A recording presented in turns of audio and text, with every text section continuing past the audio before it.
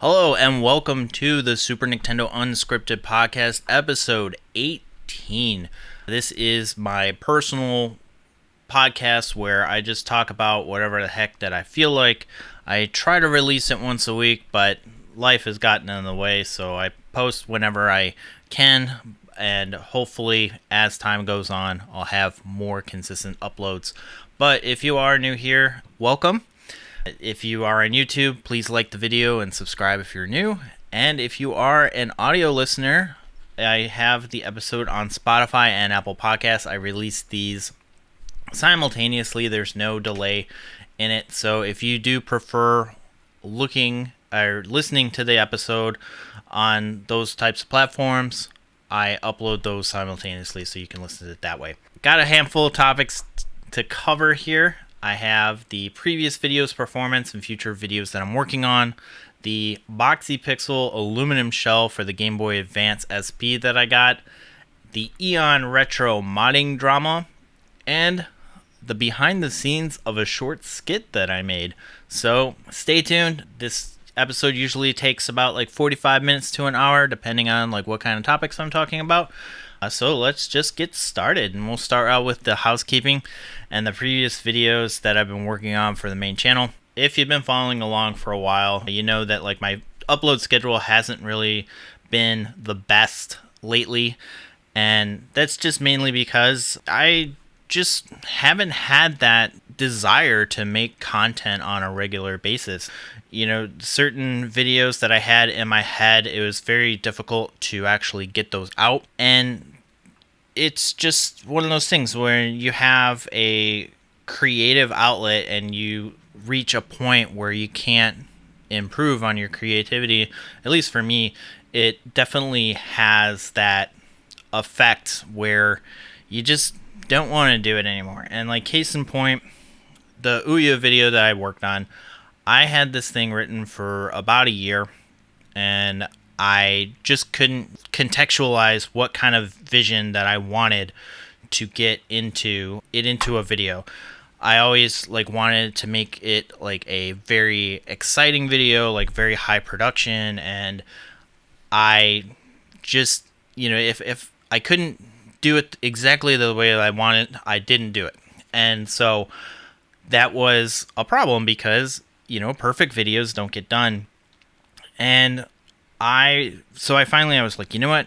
It's just time to get it done, put it all together, and put it out there into the world for see. And it bombed, which really just like all the like self-doubt and everything that I had about the video just like was confirmed with that release. Now, obviously, subject matter, it counts. You know, there was a lot of it's a subject thing, you know, like not too many people are interested in the Ouya already, and my take on it wasn't necessarily the popular one, where I originally titled it that the Ouya wasn't that bad, or that the Ouya deserved better. And so a lot of people, like, the opinion's already formed on it, so it was already an uphill battle to convince people to click on the video. And that kind of just goes to show you about like YouTube in general, is that you kind of have to play to the already formed opinion of a lot of people, unless it's something like super popular or you're a popular creator where you can go against the grain. So I, you know, took a break from that, and I at least am now happy with the fact that even though the video didn't perform the way that it did, that it's at least published, and I am happy with the way that it was formatted and it was published and everything, and I definitely will continue to make more videos in that same format. But, you know, it's still one of those things that it's very disappointing to see when you work hard on a video and it just doesn't land right. You know, that's kind of the struggle of being a YouTuber in general, especially if you want to make high production content that takes you a while to make, is that you're kind of, it's almost like creating a rocket that goes to Mars, right? There's a lot of planning and that needs to go into place, and that variables that you need to account for, because if you start working on a idea that's popular now, it may not be popular in the future, or vice versa or anything like that. But the good news is that it's a evergreen video, so in the future, like maybe the Ouya gets a second wind or something like that, and then my video gets recommended more. So I mean, that's kind of the benefit of it as well. But moving on from the Ouya video, I'm working on a 3DS buyer's guide and a Retronomics episode. I had mentioned a while back that I wasn't necessarily interested in doing Retronomics in the current format anymore, and I think that still kind of stands. The Retronomics episodes in general haven't really gotten that much traction, and I really do think that it's part of the specific systems that it matters. So I think I'm just going to stick to, in the current format, 3DS, GameCube, and Wii U on a quarterly basis, and then we'll just leave it at that, and then I'll work on different content as time goes on. Like maybe I'll finally figure out exactly like how to frame Retronomics in a way that I can make it a more wider appeal than it currently is. But stay tuned for that. I actually am finished writing the 3DS buyer's guide, and I've been putting together B-roll to get everything all set up. So I'm excited for that. I should be able to get that done, depending on how I'm feeling, wrap it up on Sunday, and then start putting everything together to get it out in a timely format. I don't really like waiting months between uploads. It's something that has affected me mentally, but I am trying to get that apart. Also, on this specific channel, I did create a short. Now, I don't really like making shorts too much, because when you're making shorts content, at least as a YouTuber, the algorithm, the audience that you get for shorts, they don't convert into long form format. Like if you are a creator that you just went all into shorts, and then you come out with a video that's long form and everything, that audience that came here for shorts doesn't care about long form format. So I had put a couple of shorts videos on my main channel. I tried to do like Retronomic shorts, and like they do okay, but like they don't really convert, you know? So I put it up on the second channel, and if I come up with a shorts for something or other, I'm gonna put it on this channel. So I put a short about the Boxy Pixel aluminum shell, which I'm gonna get into in a bit, and that performance was okay for the channel size. It's got almost 300 views with a 52% average percentage viewed, which, you know, it is what it is. But I think those are kind of like a neat little thing to just like, if you have an idea, you just create a short. It's a good editing exercise to just kind of get it to go. But going forward, I'll only be posting shorts on this channel. I don't think that shorts on the main channel really are worth it. Speaking of the Boxy Pixel, that's pretty much what I got game-wise. I got this shell because freaking Macho Nacho Productions, he always posts videos of stuff that makes me want to open my wallet, and the Boxy Pixel, for those you guys are unaware, they make aluminum shells for Game Boy, Game Boy Advance, and all these other things. And they're really expensive, and for the most part, like with a regular shell that's made out of aluminum or something, I was just like, you know, I don't really want that. They had like the SP unhinged, and I was like, that's a pretty neat concept, but at the same time, like I don't really want to like go and like make something out of that. So I was like, I have a handful of broken Game Boy Advance SPs because they're made out of plastic, and for whatever reason, you know, a lot of people say like Nintendo makes things out of Nintendo, like it's unbreakable. The Game Boy Advance SPs, they're brittle as heck. I found one at a thrift store, and like I was playing for a while, and I brought it to like a friend's house, and I put it in my pocket, and it, like while I was sitting on the chair, I leaned back a little bit, it fell out of the pocket, and it just like cracked. I didn't abuse my things and all this other stuff, and they make replacement shells that are okay. Like when you buy third-party shells, like sometimes they don't fit exactly the way that they should because of, variants, and they feel different or something or other. So I was like, if Boxy Pixel ever makes a Game Boy Advance SP shell, I'm gonna go get it. So sure enough, they come out with it. It's very expensive. It's $135 for each shell, and I bought 2 of them. One is the purple, which, as you can see on the video, if you're a video watcher, it looks fantastic. It's honestly, I got the purple one. I have the regular aluminum, which is like a silver, but honestly, if I knew that like the color was gonna be this vibrant, I would have, instead of gotten the silver one, I would have gotten like another color, like either blue or red, because just the way that it looks, it's a very unique color. I'm not one for getting premium like colorways that weren't part of the original process, but I mean, if you're gonna mod something, you might as well make it obvious.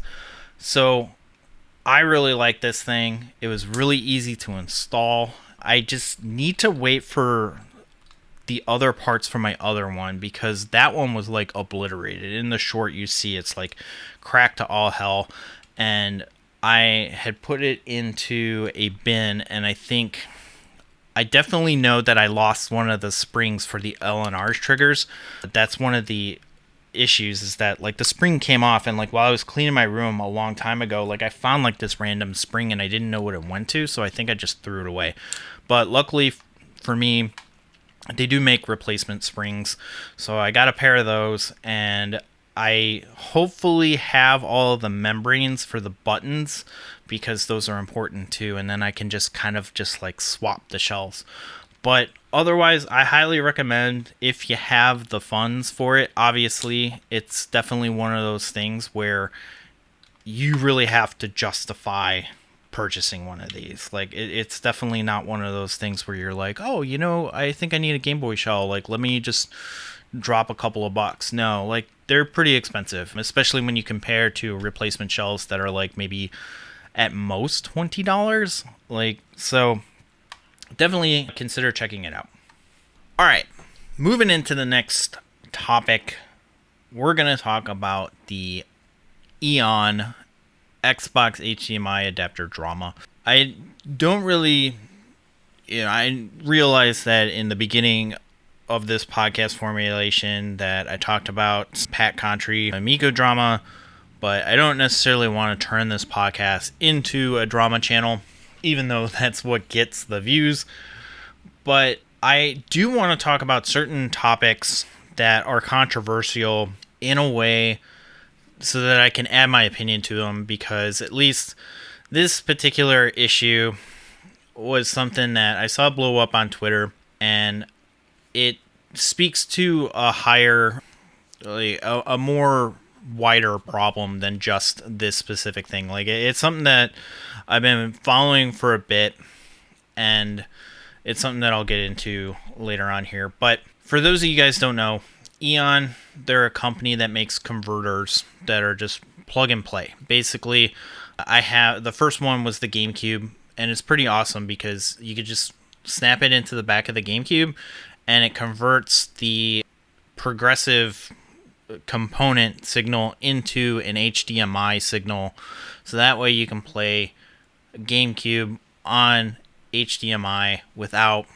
really any noticeable lag.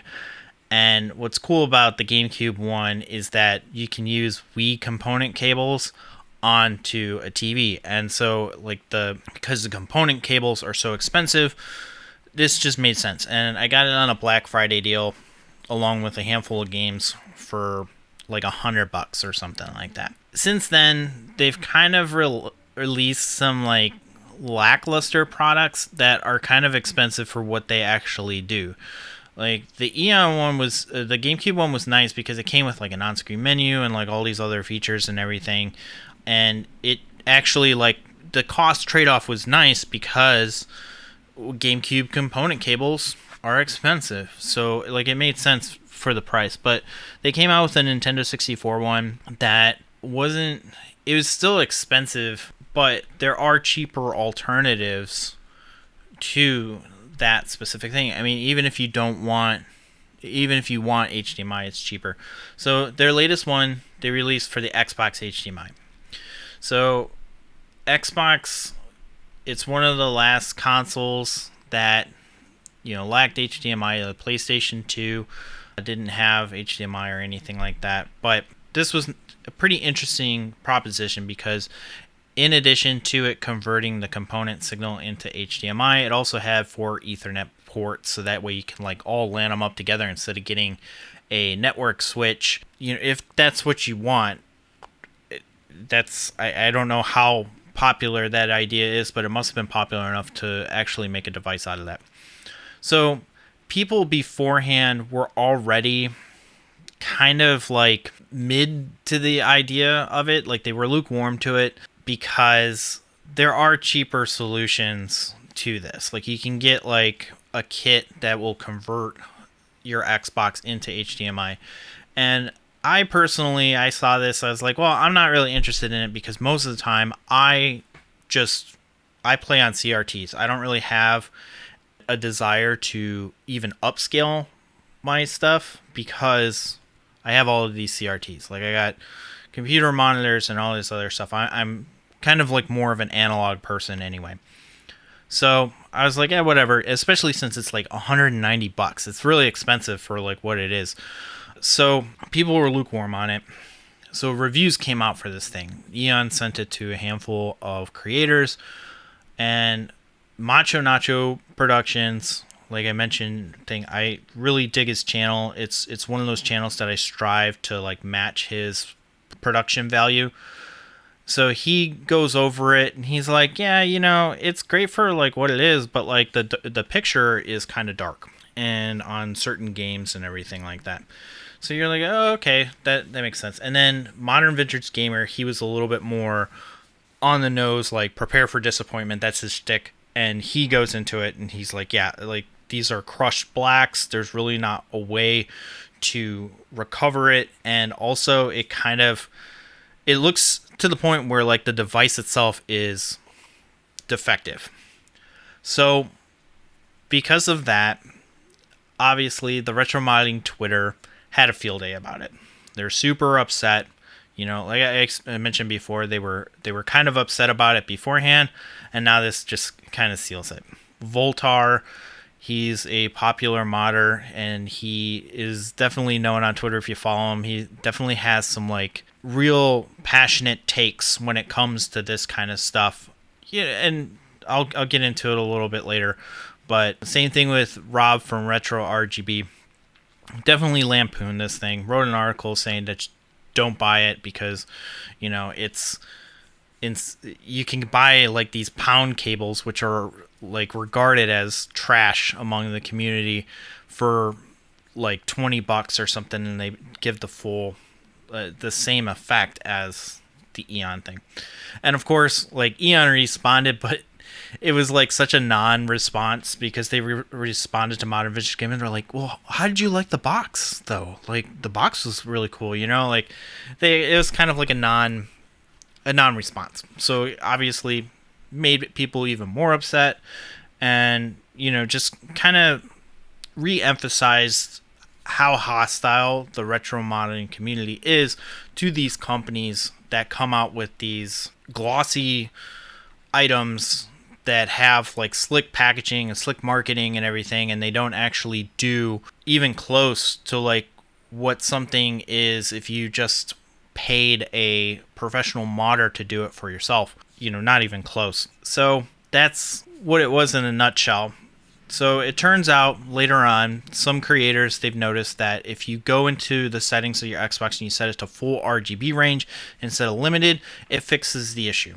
But this isn't mentioned anywhere in the instruction guides or anything that EON did, nor did EON mention this in their Twitter response, because, you know, that would be a thing for a product to do, like out of the box. Like you open it up and like every so often, if you're like reading a warning thing, they say like warning, like right on the thing, like you need to change this or blah, blah, blah. They didn't do that. So it is kind of a natural response when you get a product outside of a box and you read the instructions and everything. And if it doesn't mention certain things that need to be changed, you have a right to be upset or even just think that a product is defective if it doesn't work the way that it's intended. Like there's clearly a difference between the component or the composite and the component output if it's that dark and everything. And you would think that EON would have caught that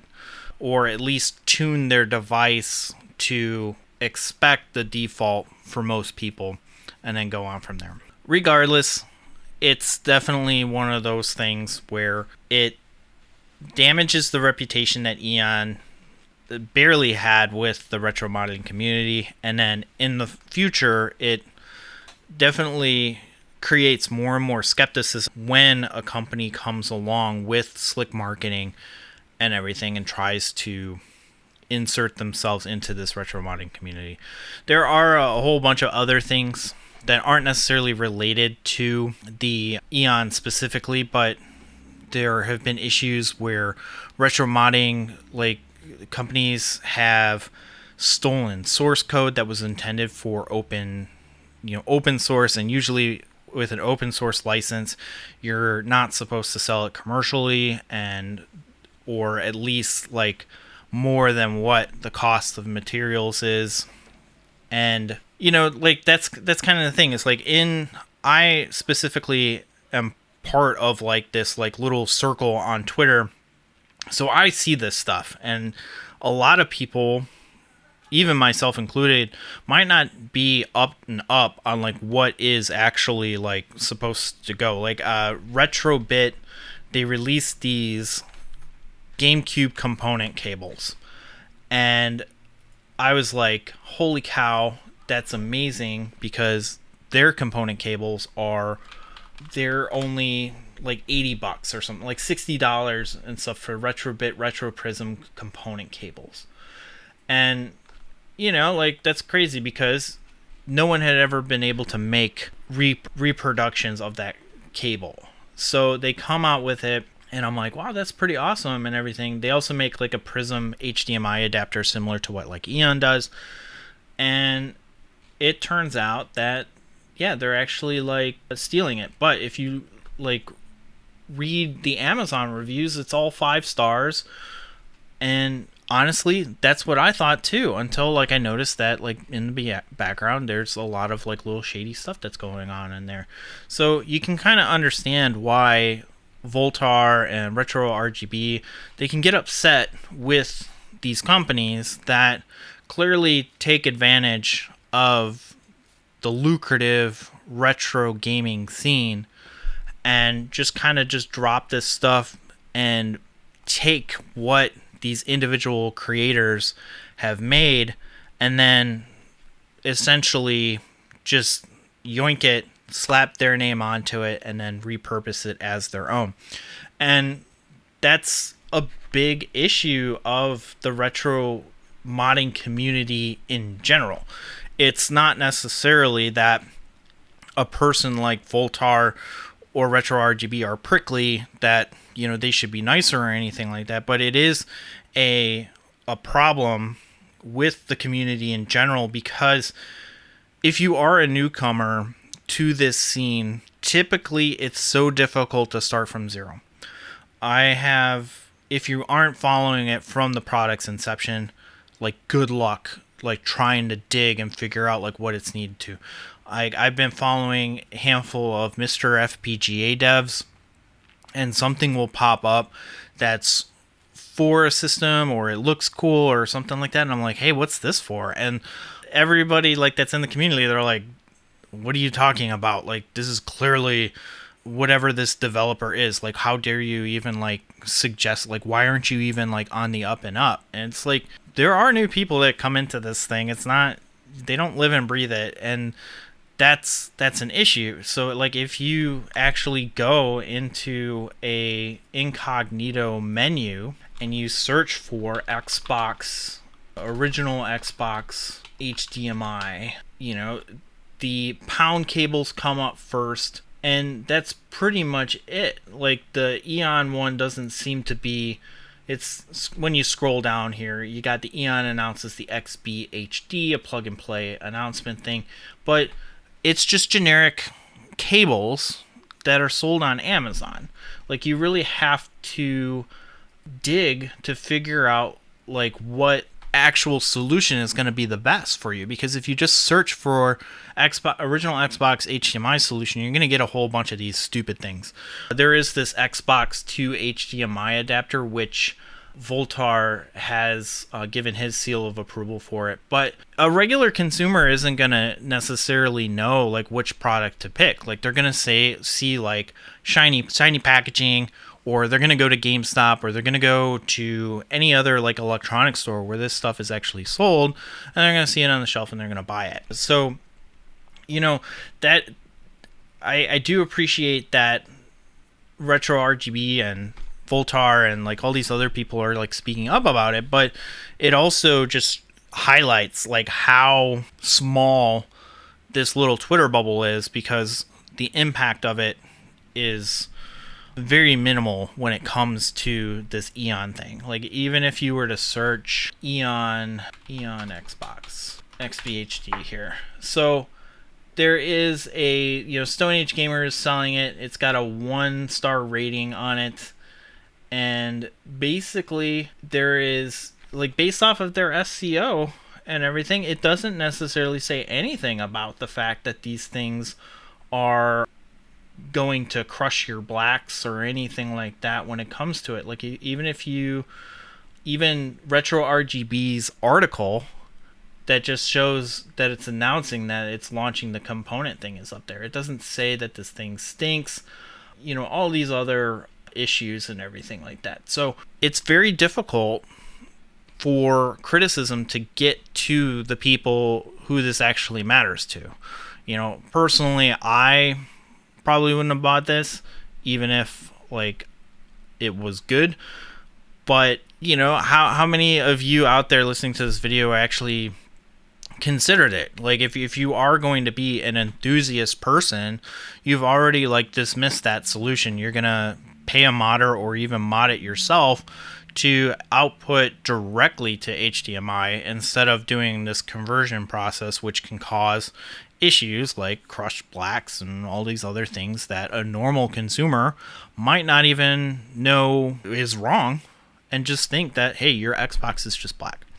So I'll talk to more of these like little retro modding scenes issues and stuff, because I really do think that it deserves a little bit more amplification. Like, not too many people are actually like talking about it, and I don't consider it drama. It's just that it's something that needs to be actually discussed, and that's one of the reasons why, like, when I make these guides, I make them specifically for newcomers who aren't 100% familiar with it. Like, I'll give them starting points. I'll give them certain information that they need to actually like look into it for themselves and create smarter consumers, because all you see is like, oh, this is $190. Well, I guess that's the only solution that I can find, because the other solution is $20. So obviously a $200 solution will be 10 times as better, right? That's how the consumer brain works, is the more cost, the better it is, right? So that's one of the reasons why like I do these guides, because I have been in the same situation. When I built my Mister, that was a daunting task, because you couldn't just jump into it. Like, when you actually like Google certain things, it's already leaps and bounds farther than what you're actually needed to get started. So, and that's the same thing with like almost everything that I found that's like part of an enthusiast market. There's very rarely a beginner's guide that's easy to find. So that's my philosophy on it. Let me know what you guys think in the comments below about this, and if you want me to talk about certain other topics. Okay, final topic. Let's go. I made a skit, and this is something that I've been working on for a while. It's been one of these things that's been bouncing in my head for a while here. And like I said before earlier in this episode, I've been creatively just tapped. Everything that like I try to make has been a struggle, and I have just been on the verge of just like ready to just quit YouTube in general and do something else. And I didn't want to quit YouTube. And like, I took some breaks from here and there, and I would try to do one video, and it was just exhausting to the point where I needed a couple of months to go and regroup and muster up the courage to even like get to the point where I can even publish a video. And I wanted to make this skit because it's completely different than what I've been making for a while here. And it's been something that's been in my head for like 3 to 4 months. Like I was gonna film it here in my condo, but I was like, I can't really, like, back then, if the idea wasn't exactly perfect, it wasn't worth doing. And that's not a good way to actually like approach creativity. So at the advice of my wife, I took a solo trip to the Upper Peninsula of Michigan for 5 days. I drove up there. I had a really relaxing time. I walked. I like hiking on my off time, and I like also taking photography. And I hiked over 20 miles. 21 miles in just 3 days. I found like a trail that was 10 miles, and then it was raining one day, so I only walked 3. And then the next day it was really nice, so I did another 10 miles, or it came out to like 8.9, but like my little step tracker said that I got 28,000 steps. So that was definitely nice to just get outside, out in the wilderness, and just clear my head and not have like any real responsibilities outside of just making sure that I eat food. So back to this skit. I've had this idea for a while, and it's called Cinnamon Toast Crunch. And basically I got the idea because I was eating Cinnamon Toast Crunch, and they have these little toast squares, and they got little faces on them. They're almost like little emojis and everything, and they have different faces. And well, on the back of the box is like this, it's all one face, and it looks just kind of creepy. And my wife was like, that's kind of creeped out and everything. And I was like, wouldn't it be funny if like they came to life or something like that, and they were kind of creepy that way? And she's like, absolutely not. Do not do that to me. I will definitely leave you if you pull those pranks on me. And I was like, okay, yeah, sure. I don't do that. But I was like, it'd be cool to make like a little skit or like a little short film about it, where I'm just like walking around and like this thing comes to life and like haunts me throughout the house. So like I said, I was gonna do it like 3 to 4 months ago.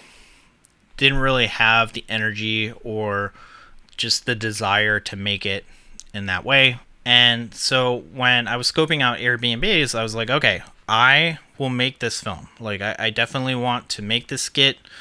I will dedicate an evening to doing it.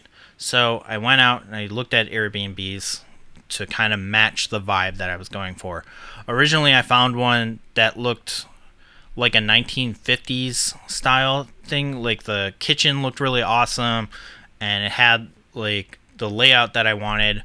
But about like a month before I was set to do the trip, the guy messaged me and says, hey, like I'm doing renovations on this thing, so I'm going to have to cancel. It's not going to be done by the time you get there.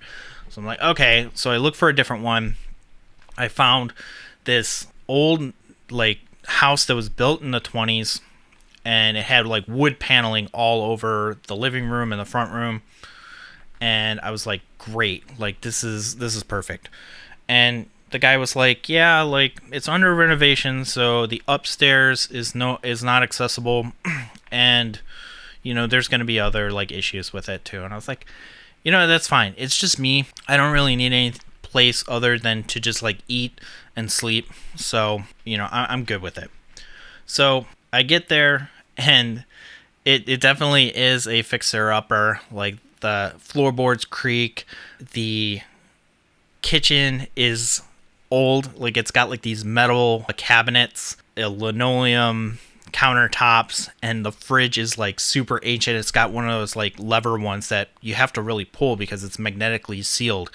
And these are like ones that they banned a long time ago because people would just like put them out on the side of the road and kids would play in them and get trapped in them and suffocate. Like, that's how old this thing is. Like, I don't know if you remember back in the older cartoons, they would, teach kids, hey kids, like, if you see an old refrigerator on the side of the road, don't play in it. Or they would tell people to like just remove the door altogether, because apparently that was a big issue back in the late 70s, early 80s.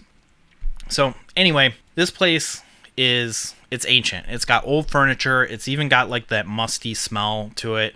But there's also there was like black plastic on the windows because like he's still renovating the place, so like he hasn't like completed everything. It looks super creepy.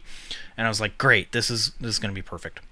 So in preparation for the skit, I also kind of scoped out what kind of like costume that I wanted the little Cinnamon Toast Crunch monster to be. And originally I was just going to like cut out the back of the cereal box and just like wear it as like a mask and like walk around that way. But I was searching on YouTube, or not YouTube, I was searching on eBay just to see like, Cinnamon Toast Crunch, whatever. And I came across, it was like a WWE promo, and it's like a luchador mask. And basically you can see that it's a promo, but it's actually pretty decent quality. Like, it's got PVC eyes, and there's a mesh screen that you can like look through, and the tongue sticking out and everything. I mean, it says Cinnamon Toast Crunch right on the top, which I wish wasn't there, but you know what, it adds to like the charm. But like on the back it says, it's got the WWE logo and then Cinnamon Toast Crunch again.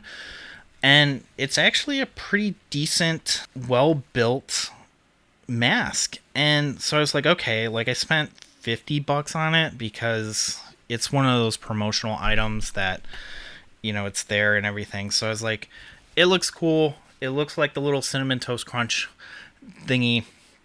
I'm going to wear that. And then I also got some rubber boots, like some galoshes, and then rubber gloves. And then I got a wetsuit to wear. Now, the wetsuit specifically was originally, it's like blue and yellow, which I think would have matched this, but it had like a lot of like branding on it. So I turned it inside out. But the problem is that when you turn it inside out, it doesn't fit properly. So I've been able to get it on by myself for a while, and it takes some patience because you kind of have to like finagle it and do it if you are by yourself. But if you have a second person, like they can easily just like, make sure that the zipper gets closer together and then pull it up. But obviously it was just me. So it kind of zipped up like halfway through, and like I couldn't get it. I was too frustrated to it. So like I wore a black shirt so that way like it wasn't as obvious that I couldn't get all the way up. But also I was just like, I was eating the Cinnamon Toast Crunch, and like I also am just bloated when I eat dairy. So I definitely was just like, it was a struggle to get into this suit. But I can assure you that I do fit into this thing. It's not that I bought it like one size too small. It's just that I just didn't have the patience to do it. But anyway, I was like, I'm going to shoot it. And I improvised this entire thing. There's no, like, I had like a general frame for an idea. Same thing with like when I do these podcasts. Like I have an outline that I wanted to do and like what kind of cover. So I shot it in a couple of hours. Like it took me a little bit to set everything up, and I think the total skit took about 2.5 to 3 hours to make. And basically what I did was I set up each shot where I personally was up there, and then after all of those shots were made, then I came back, put on the monster suit, and then went from there. In hindsight, maybe I should have because like some of the shots aren't lined up exactly the way that I wanted them, because I kind of wanted to have like one of those little camera effects where like you're on one side of the camera and then the person, it makes it look like there's two of you. I wanted that, and I couldn't set it up correctly. And mainly the reason why I did it the way that I did was because like I wanted consistency with me, the person, and the monster. Because if you're swapping out costumes and stuff like that, like, and you're constantly changing, like, there's going to be some variations. Like sometimes maybe like you forget to put your hat on a certain way or something like that. So it's like if you're cut or something like that and you accidentally like move your hat, or in my case, like my hair was changing a lot because like, obviously I'm putting on this mask, so like my hair would have been different in each shot. So I decided to do it that way. One shot for me and then one shot for the monster. And it worked out pretty good. I got it I think the next time I will notate like what the focal range was and what settings that I use for the camera. And then also there's got to be a better way to like mark temporarily. Like I also will bring like masking tape to like mark exactly where each shot was, because I think that would have been super helpful if like I took like a piece of masking tape and then like drew around the tripod with like a line or something like that to make it, to align it just right. Same thing with like the height of the camera too. Like the camera had to be a certain height to make sure that I'm like all in frame and everything. I think it would have been beneficial if I had two cameras, but again, it's just a stupid 2-minute sketch. So like I'm trying not to overthink it, because again, like I want to get out content that conveys my creative tone, but if I'm spending too much time obsessing over the details, then it's just going to be one of those things that never gets done and I get agonizing about it. So the only thing that I was like, I don't really have an ending to this. Like I basically, I'm eating the cereal, the monster walks in, I run away from the monster chases me. And originally the idea that I had was that the monster eventually like caught up to me and like, grabbed me and, spewed out Cinnamon Toast Crunch or something like that. But since it's only me, it was kind of difficult to pull off. So I basically just like had it where I like went into the room and I hid under the covers. And then, as a kid, when you're scared of monsters or something like that, you hide under the covers, right? And you're safe because you can't see it. And so that's how I did it. I was just like, I disappeared and then the monster disappeared and then that was it. So at the end of the day, it looks just like a horror movie schlock. And I mean, it's a YouTube skit after all. So it's, at the end of the day, the only thing that mattered was that I had fun making it and I actually got it to a point where I'm happy with it that it releases it. I'm shooting this the day before it goes live, so I don't really know how well it's going to perform or what the reception is going to be, but people that I have shown the rough cut to are actually pretty receptive to it. So if you did see the skit and you are watching this video, let me know what you thought about that. And if you're just catching this, check out the skit. It'll be pretty good. But that's going to do it for this episode of the podcast. I hopefully will have some more ideas, to make sure that I release these in a little bit faster fashion. But if you are new here, consider subscribing and liking the video. And if you want to follow me on Twitter or any other social media, I have the handle @snicktendo. That'll be where you can find me for more like personal opinions and just general things. Like I usually show like my game pickups and all that other stuff on there. So thanks so much for watching. I'm Nick, and I'll see you next time.